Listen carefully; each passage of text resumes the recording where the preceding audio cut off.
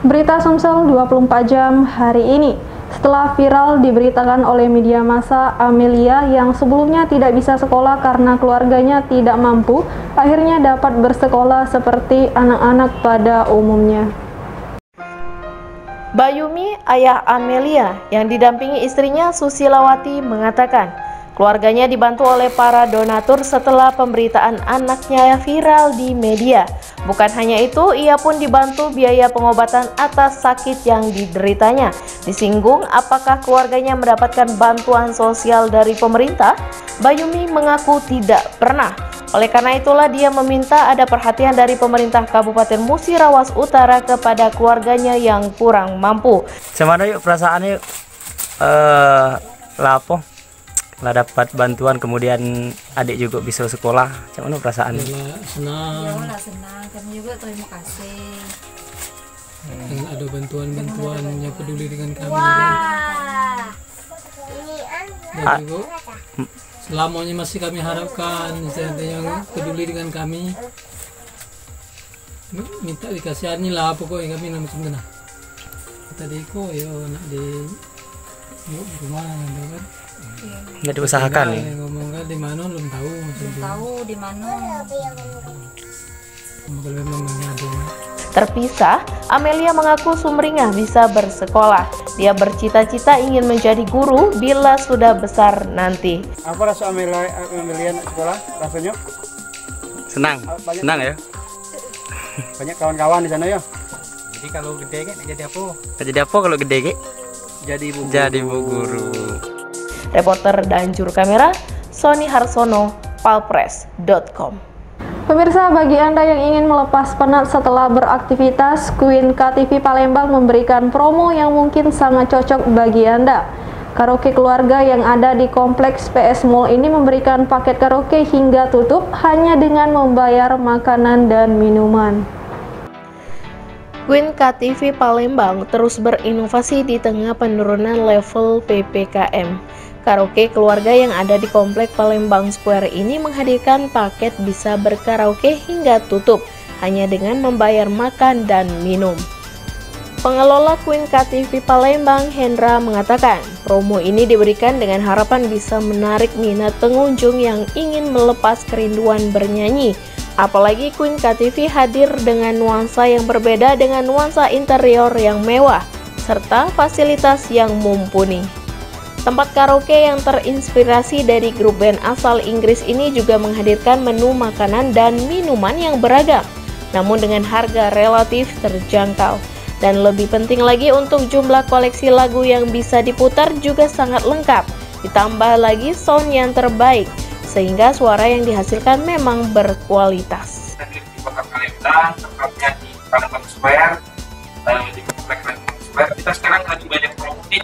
Pertama, kita karaoke sampai closing, jadi teman-teman bisa datang ke tempat kita hanya cukup bayar makan dan minum dan bisa karaoke sampai closing di jam-jam tertentu, bisa dari jam 7 sampai closing, dari jam 11 sampai jam 6 sore. Selain itu kita juga ada paket buffet mulai dari 10 pack.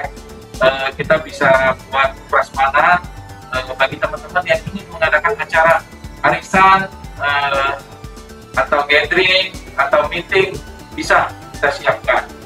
Tentunya dengan fasilitas yang oke, sound system yang the best, dan pilihan lagu yang terlengkap.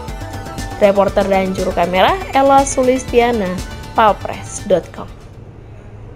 Ketua Asosiasi Pengusaha Kue atau Aspenku Provinsi Sumatera Selatan, Yus Elisa atau yang lebih akrab disapa Bunda Raya, memberikan seminar dan pelatihan kepada para pelaku UMKM di Kecamatan Sako Palembang belum lama ini. Seminar di Aula Kantor Camat Sako yang diinisiasi oleh mahasiswa KKN Stisipol Chandra di Muka tersebut turut dihadiri oleh Camat Sako, Lurah Sialang, perwakilan Bank Sumsel Wabel, dan dosen pembimbing lapangan Stisipol Chandra di Muka.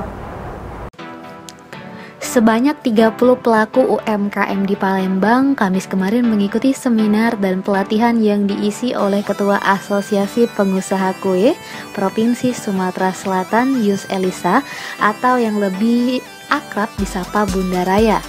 Dalam seminar yang diinisiasi mahasiswa KKN Sitisipol Chandra di Muka tersebut, Bunda Raya memberikan beberapa tips dan trik dalam memasarkan produk kepada para UMKM yang hadir, yaitu harus kreatif, inovatif, dan bergandeng tangan. Tidak hanya rasa, namun penampilan dan pengemasan produk juga harus diperhatikan untuk menarik daya beli masyarakat. Termasuk dalam hal memasarkan produk, para UMKM diajarkan untuk menggunakan sosial media sebagai wadah memasarkan produk. Dalam seminar itu terungkap, kebanyakan pelaku UMKM di Kecamatan Sako ini masih terkendala dalam penjualan ke retail besar karena belum memenuhi persyaratan seperti standar kelayakan dari BPOM. Jadi kita merangkul semua peserta hari ini ada 30 orang, nanti berkoordinasi dengan Pak Camat juga ada dari institusi ini. Jadi ini adalah kolaborasi yang hebat di tahun 2021 ini. Apabila mahasiswa mengajar UMKM juga dan kecamatan mempergunakan untuk membina kita para UMKM di masa sulit ini. Jadi kita akan melatih mereka dulu. Jadi kita akan door to door dari rumah ke rumah juga. Nanti kita akan berkunjunglah Aspen dulu dengan beberapa dinas untuk melatih kawan-kawan dari Kelurahan Sialang ini agar mereka terlatih dulu, mempersiapkan dulu surat menyurat izin mengizinnya. Setelah mereka lengkap, baru kita akan membuat mereka door to door. Untuk itu, Bunda Raya bersama Aspenku bertekad melatih para pelaku UMKM tersebut secara door to door bersama dinas terkait, termasuk mempersiapkan surat, perizinan, hingga membuat mereka go to mall. Kami juga berterima kasih karena tadi banyak sekali ilmu yang didapat. Kemudian tadi ada juga kenang-kenangan berupa oven ya, yang bisa digunakan oleh warga khususnya di Kelurahan Sialang untuk mengembangkan usahanya. Dan kemudian tadi juga dari Bank Sumsel juga kami terima kasih sudah jadi sponsor. Dengan beberapa fasilitas yang ada, mudah-mudahan bisa semakin membantu pelaku usaha UMKM yang ada di Kecamatan Sako khususnya semakin berkembang. Reporter dan juru kamera Betandika Susmanda, Palpres.com. Berita terakhir Sumsel 24 jam hari ini.